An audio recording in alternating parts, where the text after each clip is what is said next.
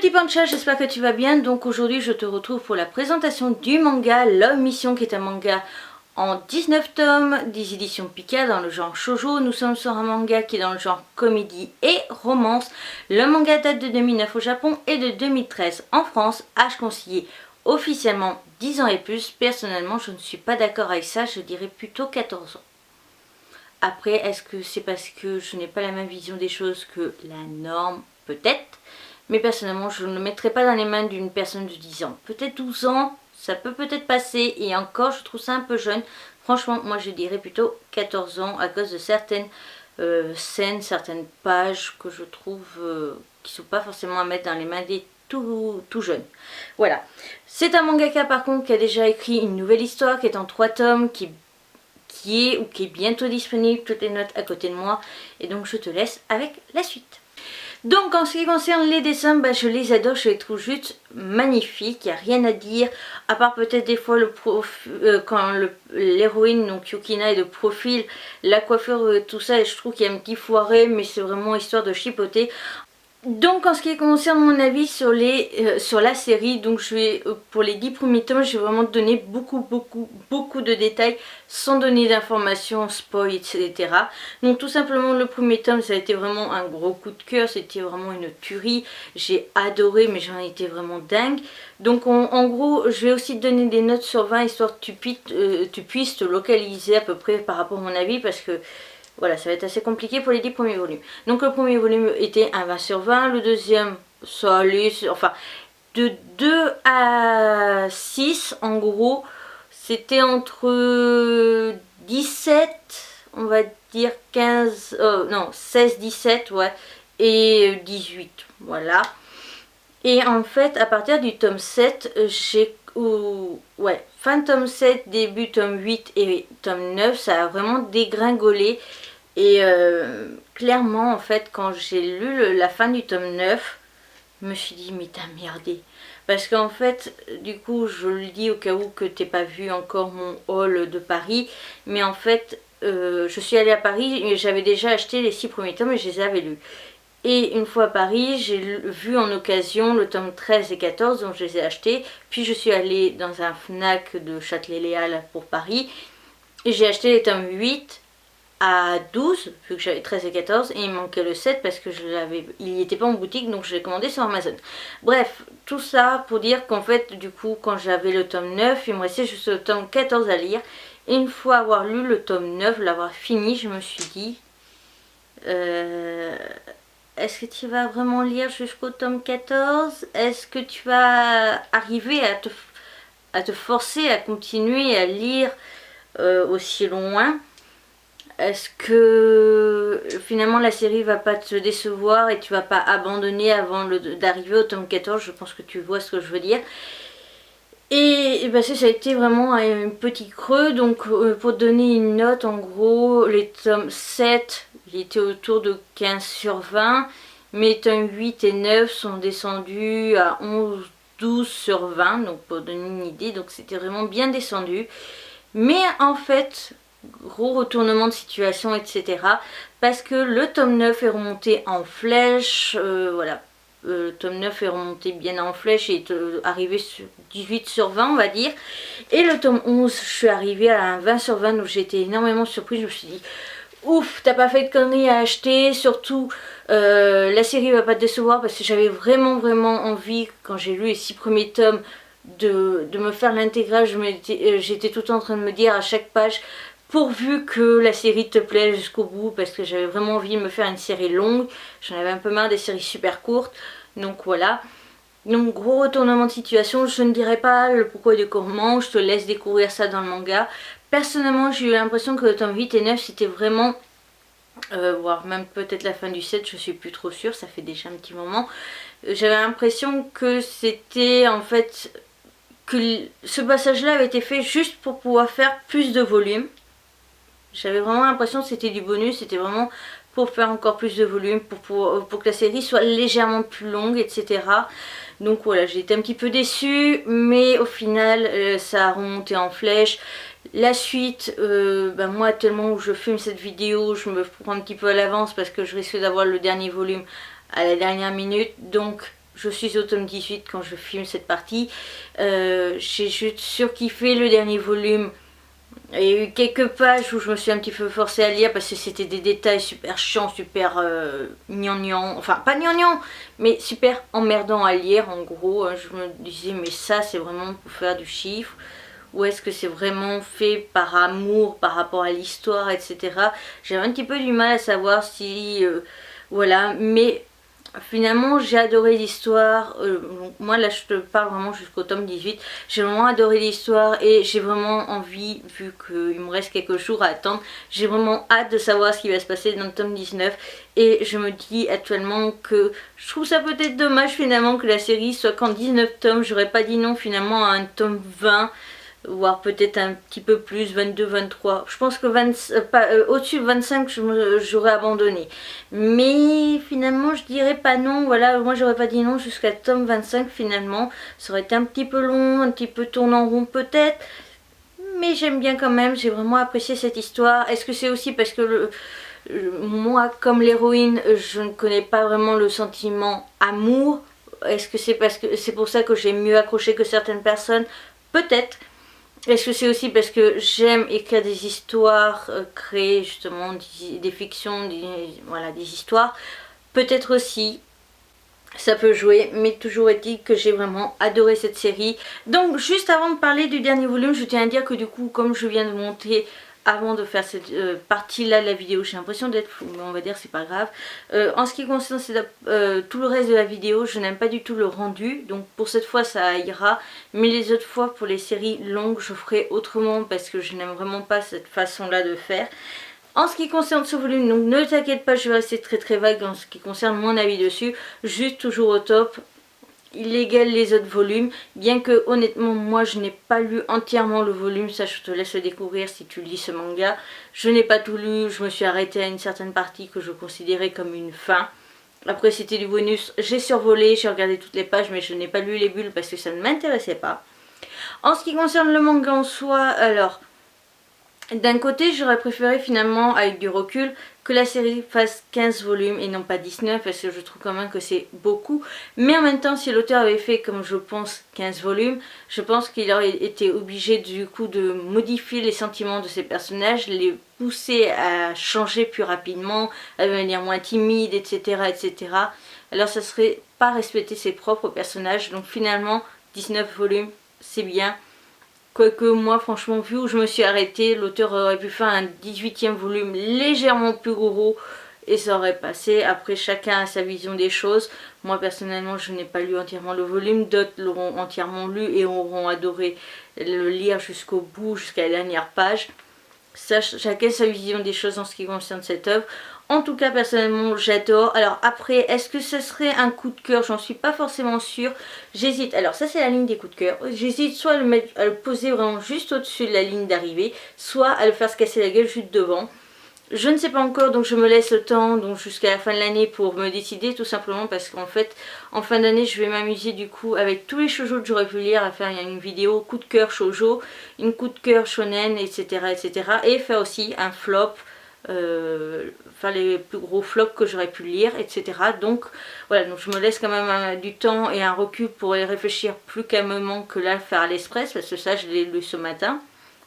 Ce volume là, mais voilà. En ce qui concerne par contre l'auteur, du coup oui, elle m'a motivée finalement à lire sa nouvelle œuvre, bien que j'ai lu le résumé parce qu'avant je l'avais pas lu, qui fait assez quand même copier-coller à cette série, donc je sais pas trop ce que je vais en penser, mais en même temps comme le manga va faire que 3 tomes, pourquoi pas. Donc la série se termine du coup en septembre si tout va bien, donc du coup en septembre je te présenterai la deuxième œuvre de cet auteur.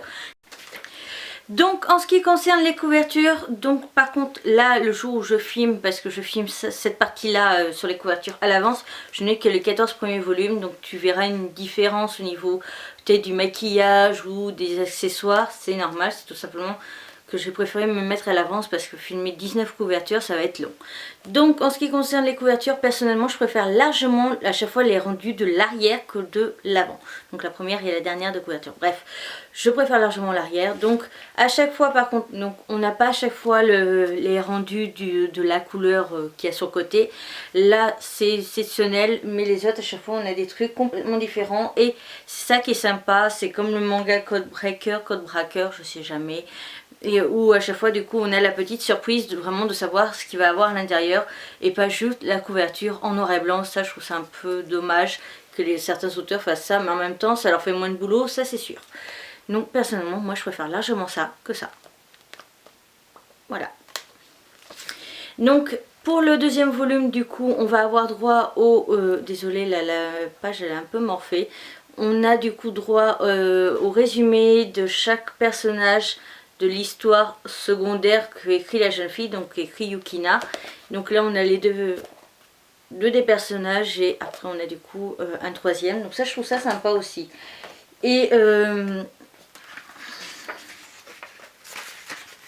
donc petite note aussi du manga, c'est tout simplement qu'à chaque fois on va avoir des résumés des personnages plus le résumé de ce qui s'est passé avant. Et ça je trouve ça plutôt sympa.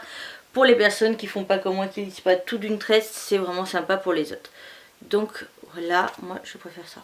Voilà, je vais pas le dire à chaque fois, mais franchement je préfère l'intérieur. Donc là on va avoir du coup des informations sur les parents de l'héroïne, donc Yukina, et les parents du coup de Akira, qui est le garçon. Donc là les parents de Yukina et les parents de Akira. Donc ça je trouve ça sympa, c'est vraiment toujours un plus et je trouve ça génial. Par contre juste une note, ce sont les pages de chapitres qui sont juste sublimes. Donc je vais t'en montrer quelques-unes, mais pas toutes bien entendu, mais elles sont vraiment très travaillées et ça je trouve ça génial parce que personnellement quand on voit juste le personnage tout seul avec du blanc tout autour et ça te sert de page de chapitre, je trouve ça dommage. Le volume 4 du coup, voilà.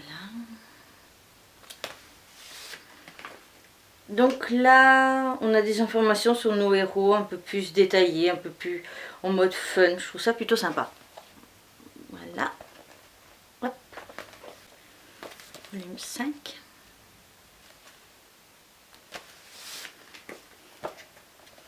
Donc d'autres informations sur les personnages bien plus développées en fait que dans le volume au tout début. Donc là voilà, volume 6. Celui-là encore j'aime bien. Par contre à vérifier, donc je vérifierai quand je donnerai mon avis vraiment conclusion finale sur le manga, mais j'ai l'impression que l'héroïne elle a de plus en plus de boobs. Plus l'histoire avance, plus elle a de boobs, et pourtant on passe pas plusieurs années à les suivre, donc je trouve ça un peu dommage si ma théorie est vraie. Donc là on a une petite BD. Ça j'aime bien. Pourquoi je suis pas sur les couvertures? Le volume 7. Elle est bien colorée, ça va, mais après j'aime pas trop. Je préfère largement ça. Hop, donc une BD cette fois-ci.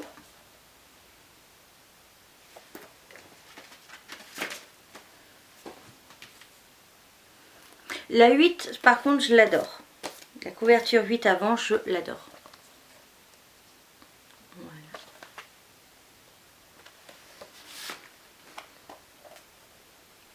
Petite BD en mode chibi. 9e couverture.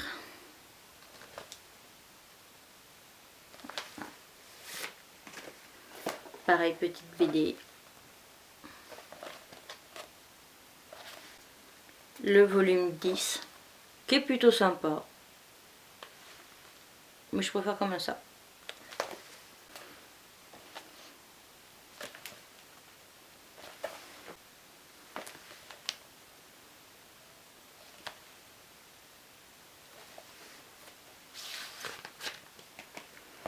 Donc là on retombe du coup sur le volume 11 à l'intérieur avec des informations sur d'autres personnages de la fameuse histoire qui est écrit Yukina. Donc ça je trouve ça sympa voilà, on n'a pas que des BD avec les héros, on a vraiment aussi des fois des retours.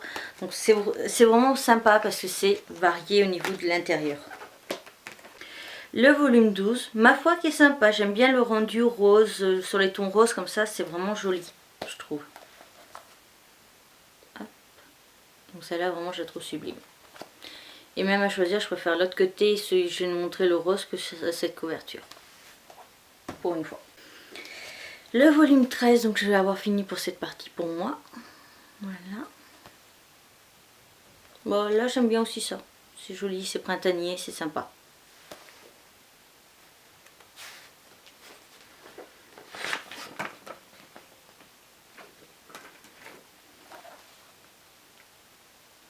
Moi c'est une BD quoi.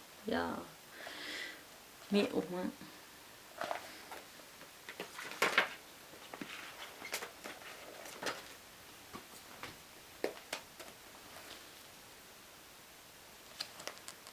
Donc par contre ce que j'ai pas montré, mais je vais pas le montrer non plus à chaque fois, c'est tout.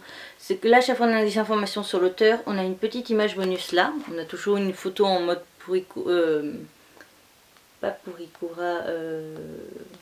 Polaroid, pardon. Et dans la couverture justement qu'on l'ouvre, à chaque fois on a un petit personnage là et elles sont très jolies ces images. Et donc dernier volume par contre qui s'ouvre, voilà. Je trouve ça plutôt sympa. Donc la couverture 15 que je trouve juste trop mignonne et j'aime aussi tout autant l'arrière, bien que pour une fois j'aime la couverture avant.